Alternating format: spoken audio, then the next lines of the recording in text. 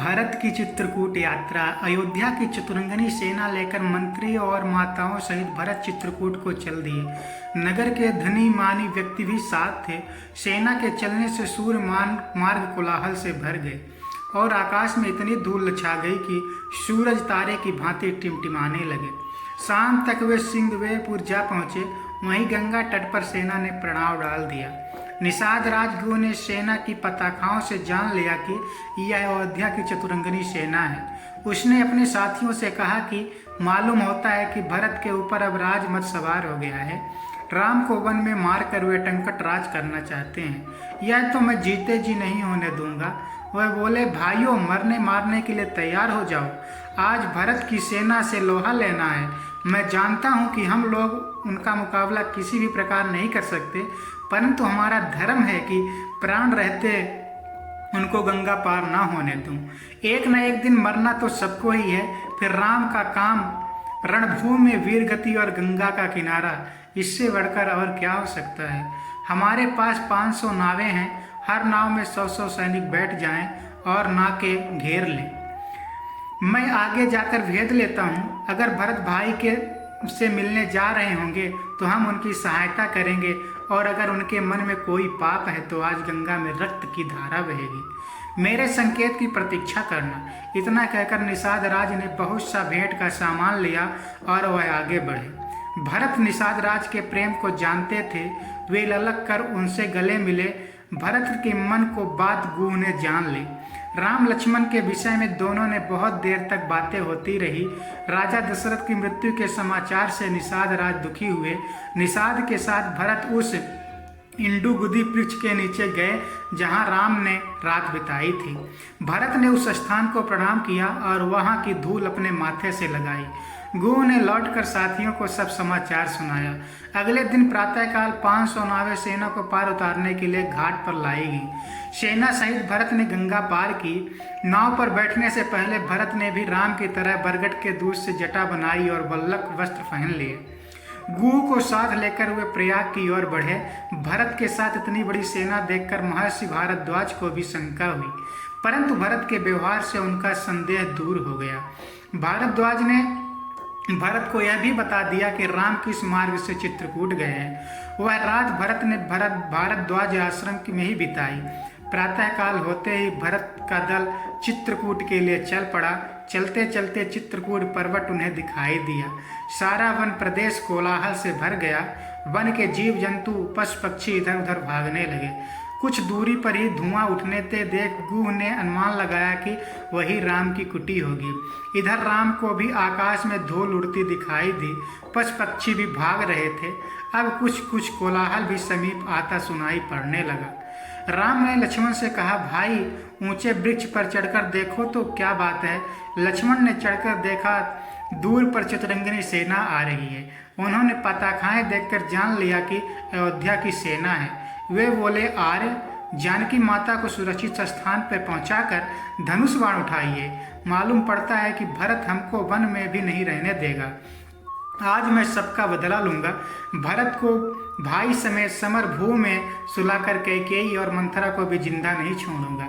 पेड़ से उतरकर लक्ष्मण धनुष बाण लेकर तैयार हो गए। उन्हें उत्तेजित देखकर राम बोले, लक्ष्मण, वीर पुरुष धैर्य और समझदारी से काम लेते हैं, उतावली न करो। भरत साधु स्वभाव के हैं। मेरे मन कह रहा है कि वे मुझसे मिलने आ रहे हैं, लड़ने नहीं। तुम यह जानते ही हो कि मुझे राज्य पाने का तनिक भी लोभ नहीं है। भरत जैसा प्रिय भाई को त्याग कर मैं स्वर्ग को भी नहीं चाहता। तुम भरत के प्रति अनुचित भावना को अपने मन में मत लाओ। मुझे भरत पर पूरा भरोसा है। भाई राम के यह वचन सुनकर लक्ष्मण शांत हो गए। इधर भरत सेना को ठहराकर शत्रुघ्न के साथ आगे बढ़े। उन्होंने देखा कि तेजस्वी राम एक शिला पर बैठे हैं। पास में ही सीता और लक्ष्मण भी बैठे हैं। वे व्याकुल होकर राम के चरणों पर गिर पड़े। भरत को देखकर राम भी हड़बड़ा कर उठे। कहीं धनुष गिरा, कहीं बाण और कहीं उत्तरीय।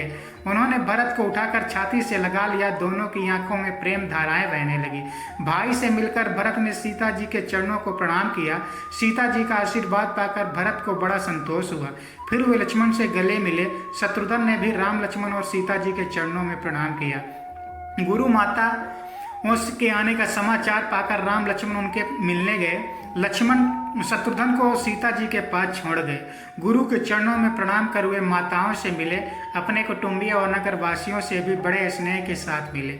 सबको ठहरने का था संभव प्रबंध करके श्री राम अपनी कुटी पर लौट आए। सीता जी को मुनि वेश में देखकर माताएं बड़ी दुखी हुई। अब कैकेयी भी मन ही मन पछता रहे थे।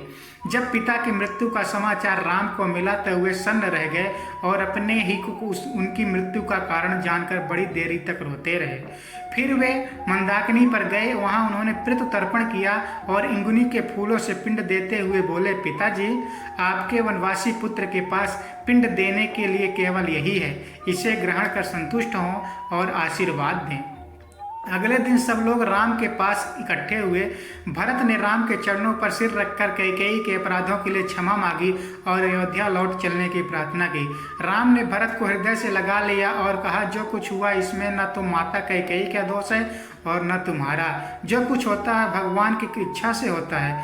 सब अपने कर्मों का फल भोगते हैं। जहाँ तक मेरे लौटने की बात है, मैं 14 वर्ष तक वन में ही रहकर पिता के वचन का पालन करूंगा। जिस पिता ने अपने वचन के लिए प्यारे पुत्र को वन में भेज दिया और अपने प्राण को भी दे दिए, उनके मरने के बाद मेरे लिए और तुम्हारे लिए भी यही उचित है कि उनका वचन का पालन करें।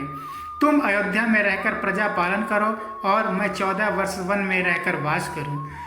चारों भाई अपना अपना कर्तव्य करें और पिता के सत्य धर्म की रक्षा करें। इस पर भरत ने कहा, आपके स्थान 14 वर्ष तक मैं वन में रहूंगा। मैंने भी मुनि वेश बना लिया है। माताओं ने, गुरुजनों ने और नगरवासियों ने भी अपनी अपनी तरह से राम से बहुत कुछ कहा, पर राम किसी तरह लौटने को तैयार नहीं हुए। उधर भरत भी हट कर रहे थे। तब राम ने कहा, कदाचित तुम्हें पता न होगा, तुम्हारे नाना ने जब माता कैकेयी का विवाह पिताजी से किया तब राजा ने यह वचन ले लिया था कि उनके बाद कैकेयी का पुत्र ही अयोध्या का राजा होगा, अतः राज तुम्हारा ही है। फिर माता कैकेयी के 2 वरदान भी मांगने को कहा था, यह तुमने सुना ही होगा। इसलिए तुम बिना किसी संकोच के अयोध्या पर राज करो। जब राम किसी तरह लौटने को तैयार नहीं हुए तब भरत ने स्वर्ण जड़ित खड़ाऊं राम को पहनाकर कहा, अब इसे मुझे दे दीजिए। 14 वर्ष तक इसका ही राज रहेगा। इसको आज्ञा से ही मैं राजकाज चलाऊंगा। अगर 14 वर्ष बीतने पर आप ना आएंगे तो अगले दिन ही मैं आग में जलकर प्राण दे दूंगा। राम की खड़ाऊं लेकर भरत ने सिर में लगा ली। राम ने भरत से कहा, नीति पूर्वक प्रजा का पालन करना, प्रजा को सुखी रखना राजा का कर्तव्य सबसे पहले कर्तव्य है। सब माताओं से सम्मान व्यवहार करना, माँ कैकेयी को भी किसी तरह दुख न देना।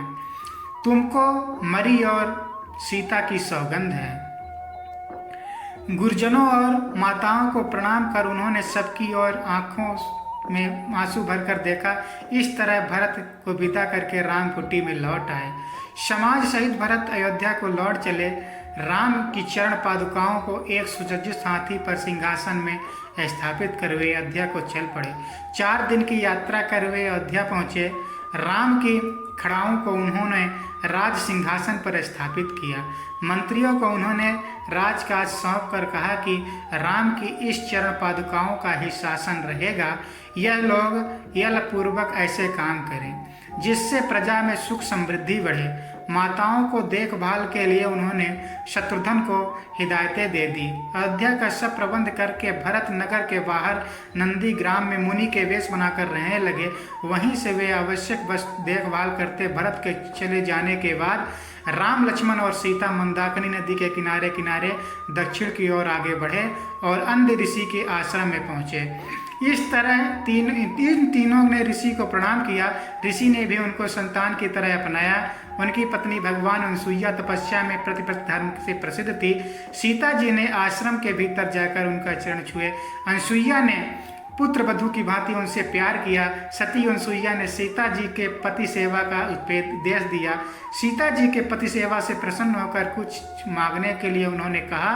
सीता जी बोली, आपकी दया से मुझे सब कुछ मिला है, अब क्या मांगूं? इस उत्तर से अनसुईया प्रसन्न हुई और उन्होंने सीता जी को दिव्य माला, दिव्य वस्त्र और आभूषण देकर कहा कि ये न कभी मैले होंगे न कभी नष्ट होंगे। सीता जी ने उन्हें ग्रहण किया। रात को उसी आश्रम में उन्होंने विश्राम किया। बोले सियावर रामचंद्र